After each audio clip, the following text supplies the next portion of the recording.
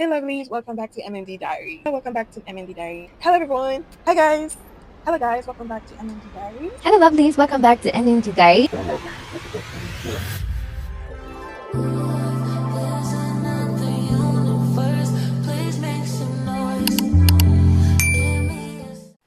Hello guys, welcome back to MMD Diaries.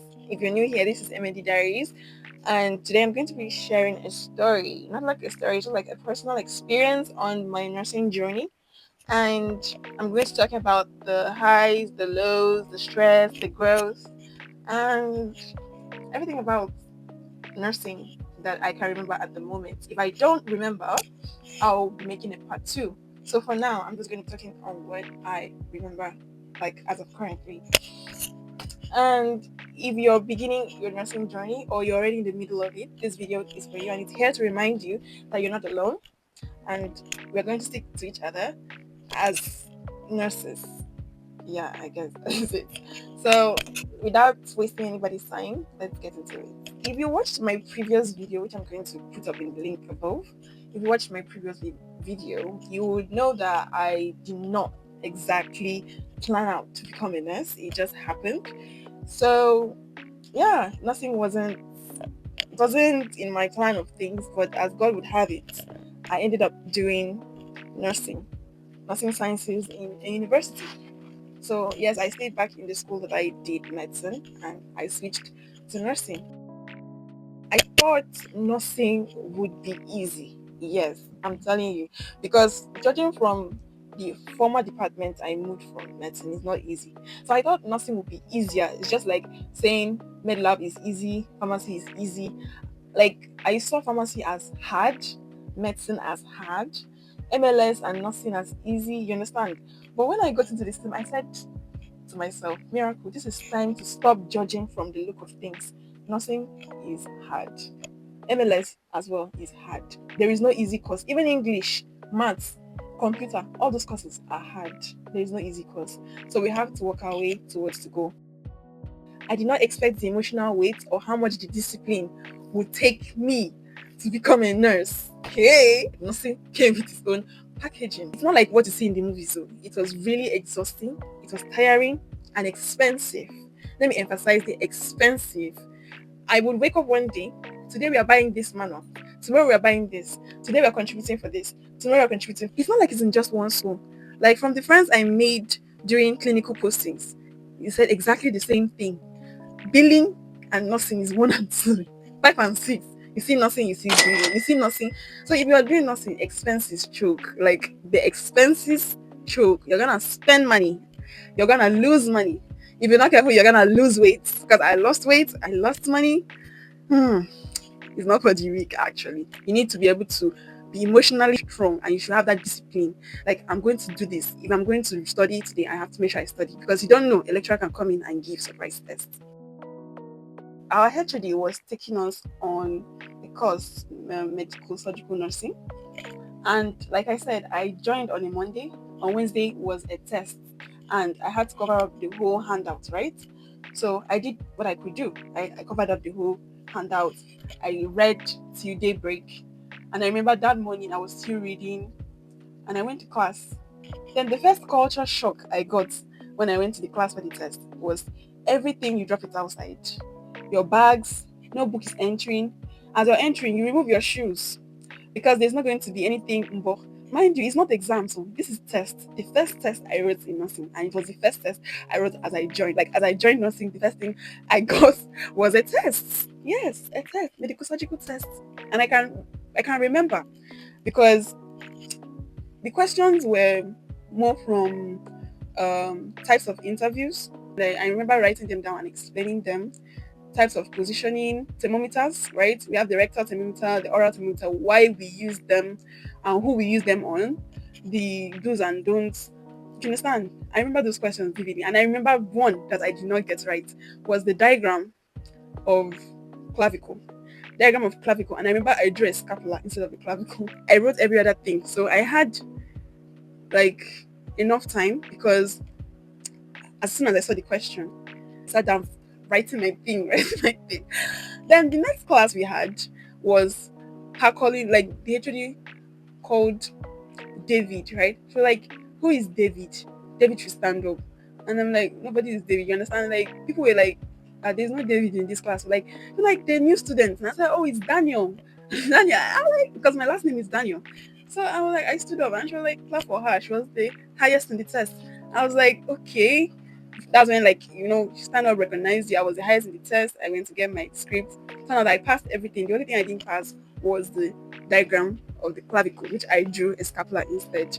That was the first thing that made me have zeal. You know that zeal when you do something, right? And you're being appreciated and praised for it.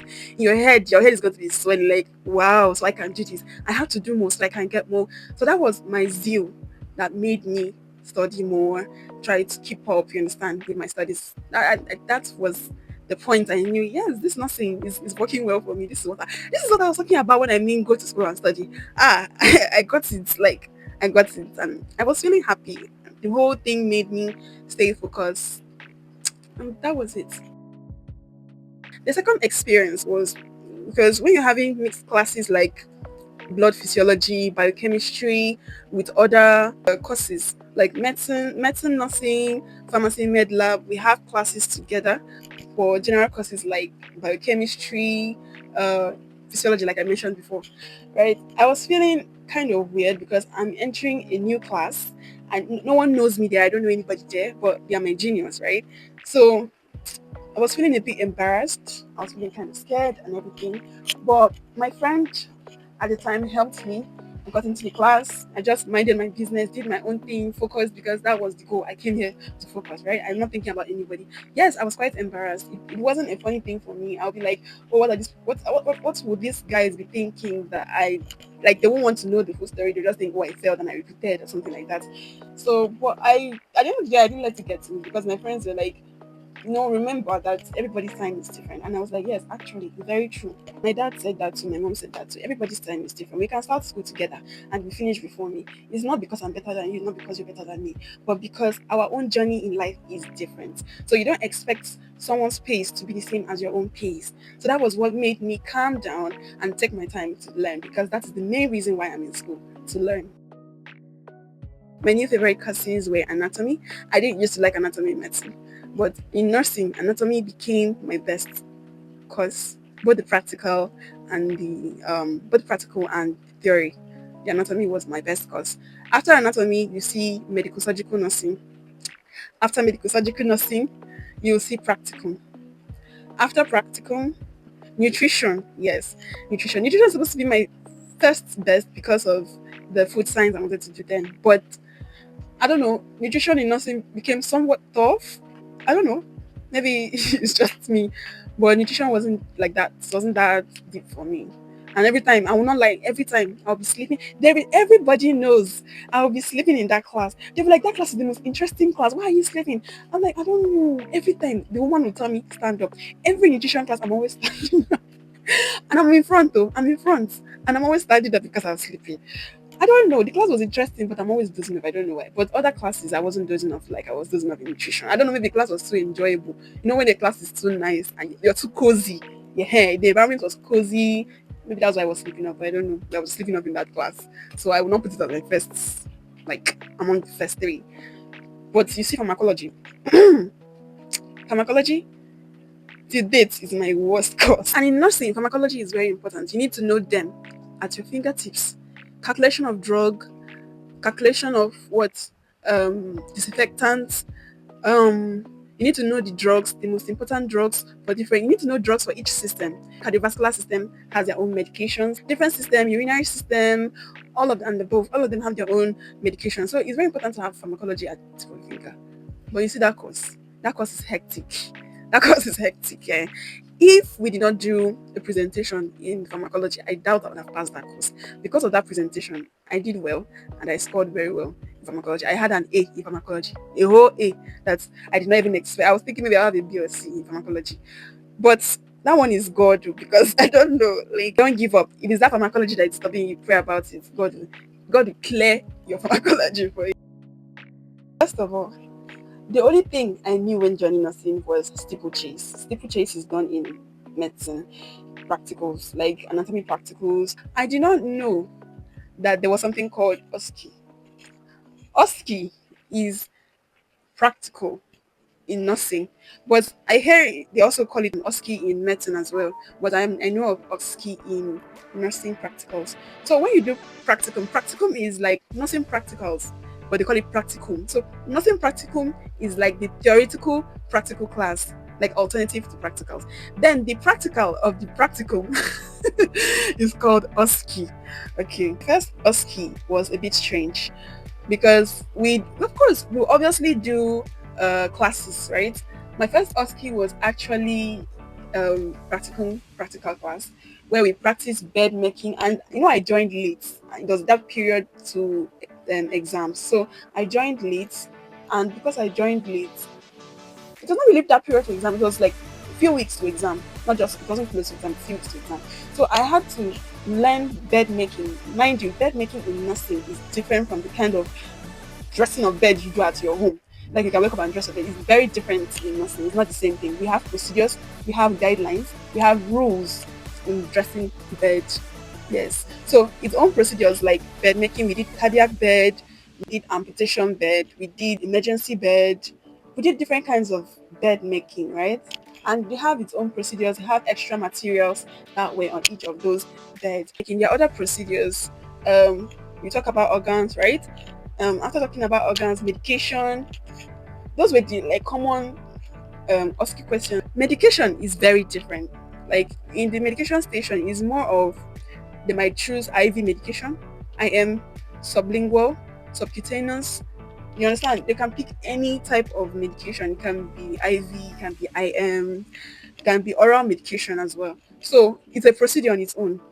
Now, there are different types of procedures. There is wound dressing, CPR, bandaging, bait bathing, vital signs, the most important. Vital signs is the procedure. So, urine testing. That brings me to my first OSCE examination. Urine testing was my favorite station. You see, urine testing, me and urine testing. I love testing urine more than anything. If it's not vital signs, it's urine test. All the students that are taking that OSCE examination will be quarantined in a separate room. Now, the lecturer will come in with a list. According to your name, you'll be called. Before, when we started, we had 12 stations. Now, 12 stations, 13 persons. One person will be in the resting station, while the remaining 12 will be in the other stations. What we have in nursing is we have procedure station and question station. Procedure station will be station 1. When you're done with the procedure, you go to the second station, which is the question station. The question station are the questions that you'll be answering based on the procedure you did in the first stations. So after the first station, you go to the second station, that's the procedure station and your question station. Then you go to the third question station and the third procedure, sorry, the third station, which is another procedure station. So 12 stations, 6 procedure stations, 6 question stations, and 1 resting station. Now, let me tell you guys a trick. It's kind of a bad advice. Always keep your ears open. There are some procedure stations that you did not read on or you had no idea on. But then you heard someone talking about that station and you're in the rest station. Use that chance to grab what that thing that person is saying. Maybe it can recall, like give you um remembrance to that particular station and you can even add your own and get extra marks. I think 2023 was when they changed the OSCE. So now OSCE is no longer 12 stations. OSCE is now 6 stations. 6 stations meaning 3 question stations and 3 procedure stations. Meaning that only 7 people will be entering the hall at a time. 1 person in resting stage, 3 people in question station, and 3 people in procedure station. And you'll be like, once it's like steeplechase. So once they ring the bell, you go to the next station like that, like that. So that's how OSCE is. Anytime you're entering the hall for OSCE, try not to be nervous. Sometimes you can be so nervous because my first experience after the whole OSCE, I sat down and questioned myself. I started crying. Like, did I just say rubbish? I don't know what I said, but because of tension, I was rushing and I forgot 2 important things. When you're doing a procedure on a patient, always forget. I say always forget. Don't forget to always ask for consent, seek consent. After you greet the patient, you introduce yourself. Greet the patient, introduce yourself, seek consent before you screen the patient for privacy. Those are the very important first 4 things to note in OSCE. Then you're ending OSCE. The first thing you do is you thank the patient. After you thank the patient, you clean the environment. Like if you're giving medication, you pack the medication, you clean the environment, right? You won't leave it there, especially if there is a broken vial, so that it won't injure or impale the patient. So you clean the environment, and when you're done cleaning, you document. Documentation is very important. If you don't document, hey, it's like you want to lose your license. Very important. Even as a working nurse, always document. And every nurse knows that if you forget to document, you have lost your license, meaning that no work for you again. So it's very important to note those beginning and end. Sometimes you can go to a station, you don't know what to do. You first of all, you greet the invigilator in front of you. After you greet the invigilator, you introduce yourself. Remember, in OSCE, you're not using your name, you're using your number, your serial number. So you introduce yourself, you call either your matriculation number or your serial number that is being given for the examination, right? After you introduce yourself, you read the question out loud so that the invigilator is aware that you saw the question and you read the question and you understood the question. When you're done, you go ahead to greet the patient, right? After you greet your patient, you introduce yourself, you seek consent, you screen the patient, then you go ahead to do your PPE, your hand hygiene. You wash your hand, you clean your hand, you wear your gloves in a sterile procedure, you do everything. You understand? So if you don't know a procedure, just say those things, then go to the end. Or you can use that time to be explaining the instruments that are presented. Like these are the instruments I'm going to be using. If it's a mosquito scissors or sorry, mosquito artery faucet, you talk about the instruments that are there. Then you can now go ahead to thank the patient. You understand? You keep the patient in a comfortable position. You thank the patient. You clean the area. Then you document. At least even if you don't know what to say, you have those points, and those are going to give you marks. That's my own small trick. Like it's a small trick too. Then aside that, the question station is when you're going to realize that some of the things you did not say in your procedure end up coming up in the question station. Like, what are the types of like, oh, I didn't even mention this in my procedure session. That's the time for you to make up those extra marks because your question station will be added to that procedure. So each procedure has its own mark. So if they add the question station with the procedure, it's going to boost your mark. That is it about OSCE. So OSCE is not that hard until you enter. It's not hard in theoretical way. When you read the theory, it's not hard. Now try and practicalize it in the OSCE. That's when you know that tension can cause you to run bad. So for me, OSCE was not that bad. It wasn't bad because the ones I read very well, I did perfectly fine. Then the ones that took me by surprise, I said like those things I mentioned is what I just said. And the lady was like, do you not have more things to say? Mind you, this is not a professional exam. This was my first OSCE. It's a school exam. So they're actually training us to get used to OSCE. So my first OSCE is not going to be the same as my professional OSCE because in my professional OSCE, I've already gotten used to my OSCE. So the tension was less, but obviously you still have the tension because this one is professional exam. It's not school exam. So, right, am I perfect in OSCE? Nobody is perfect. Everybody makes mistakes. So it's for you to keep on improving and practicalizing your OSCE. I remember at one time, one of our colleagues went to get the key to the OSCE room, and we went there to practice our bed making. So that also helps. So you can get your key from like for your practical room from your HOD or whoever is handling the key, and then use that chance, like you and your classmates, you can go there and practicing so that you can improve your OSCE skills. And that's about OSCE. My very first clinical experience was in FMC Umaya, and I was posted to pediatrics ward. I won't mention the name for privacy reason. I mean, if you know there, you know there, but I just want to mention the name. So I was posted in pediatrics unit, and I was a bit scared because first of all, these patients are babies. They're babies or toddlers or they're like children. So, and it's not just them, you're also going to be working with their parents. And most parents were like, if you cannot do this, go. If you cannot do this, go. You are there to learn. And what I noticed was that they were giving people in school of nursing more like affirmation, like they were giving them more like oh, you went to school of nursing, just come and do this, oh, please come and do that. Then you went to university. They just make it seem like as a nurse that went to university, you don't know anything like people who went to school of nursing.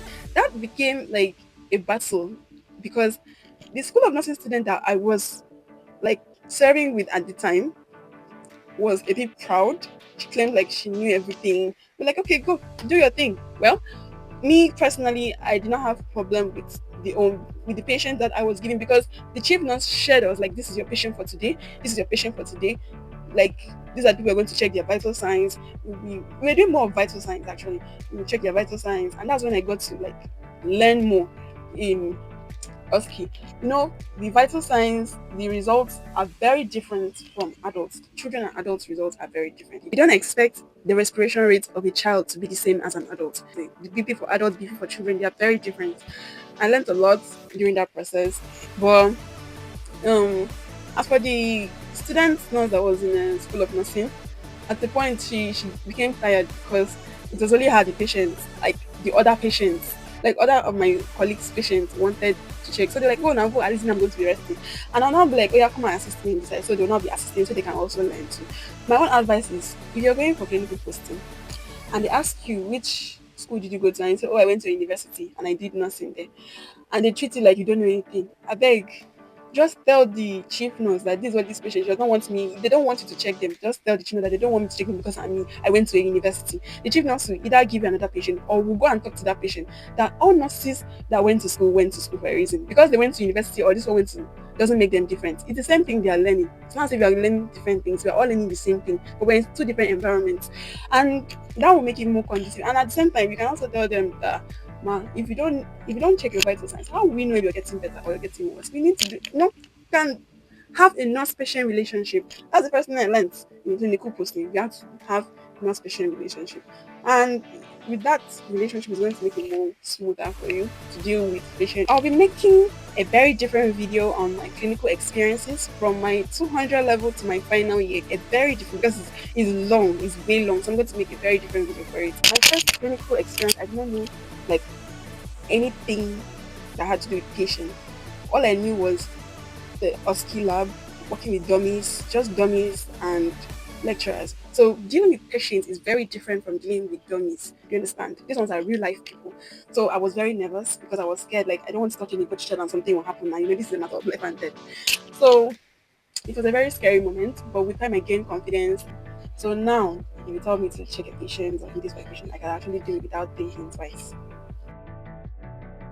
There were moments I broke down, days I wanted to quit, the pressure to pass exams, staying on top of assignments, and then still show up at clinicals. It was a lot. Like, I felt like I was drowning in responsibility. It was too much. The stress in nursing is, how will I even say it? Let's just say it's not spoken about a lot.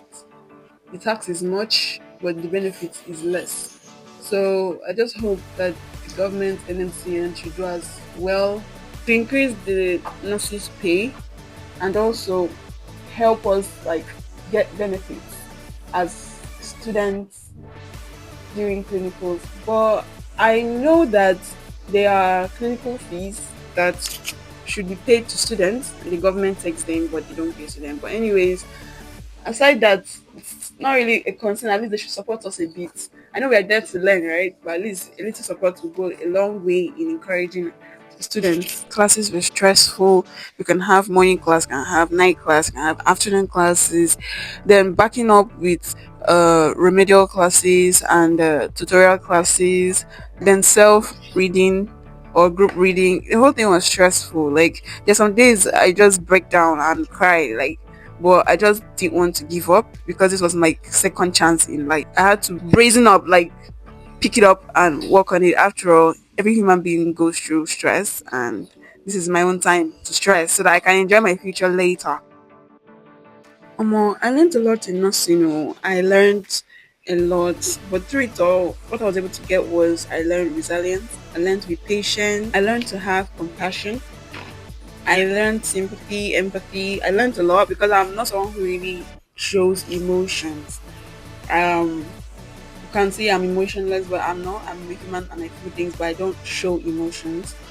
I learned time management. I learned how to care for people, even when I was tired, even when I was scared, and I'm not even sure of myself. Even sometimes you can go to the hospital and there's an emergency and you don't know what to do. Well, you're there to learn. So I learned how to like be calm in tough, serious situations.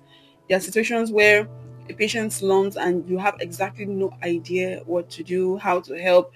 You just maintain your steez. You just remain calm And when you're calm, I just remained calm. I learned how to stay calm in tough situations. I learned how to carry out procedures on life patients. I also learned to put God first in everything that I do because it's only Him that can carry me across this journey. And then He did and brought me out safely. Favorite memories, the little moments, laughing with my classmates, my colleagues, successfully inserting an IV, having the patients thank me for helping out. In fact, my favorite moment in hospital was when I discharged the patient, and the patient was very grateful because I advocated for the patient, and there were a lot of moments that I actually enjoyed and were my favorite. One of my favorite moments was my clinical posting in Enugu for psychiatric and orthopedic posting. My second favorite were the nursing week. I mean, it's a week where a lot of activities are ongoing, but to be truthful, I don't remember the last nursing week I attended. I just know I paid for the week. I went maybe for an outreach and what dinner and maybe Thanksgiving service, but the rest I don't attend the rest of the week. That's because I'm just cuddled up in my bed watching K drama. So why I said it's one of my favorites because I spent a lot of time indoors, like resting. I use that time to rest very well because there were no classes, no lectures, no tests. So it was one of my favorite weeks too. If you're thinking of becoming a nurse, be ready to be challenged both physically, spiritually, and mentally. Be ready to cry because there are days you're going to be crying, shedding tears. There are days you're going to lock yourself up and don't want to even go out and meet people. Be ready to grow in ways you never imagined. Be ready to be surprised with tests and examination questions. Be very prepared. Focus on your studies. Learn the important tips that can help you go through your examinations, your OSCE, and your council examinations as well, with the RN, RPHN, HSC, GBV, and etc. And also be ready for the beauty of nursing and also for the ugly side of it, the purpose, the people, and the strength that you will discover in yourself. I wish you all the best in all your examinations, both externally and internally. Thank you very much for listening to my story. If you're on your own nursing journey, I'm sending you love, strength, and support. Don't forget to like, subscribe, and comment your own experience below. Let's support each other as nurses that we are. So thank you so much. God bless and bye bye.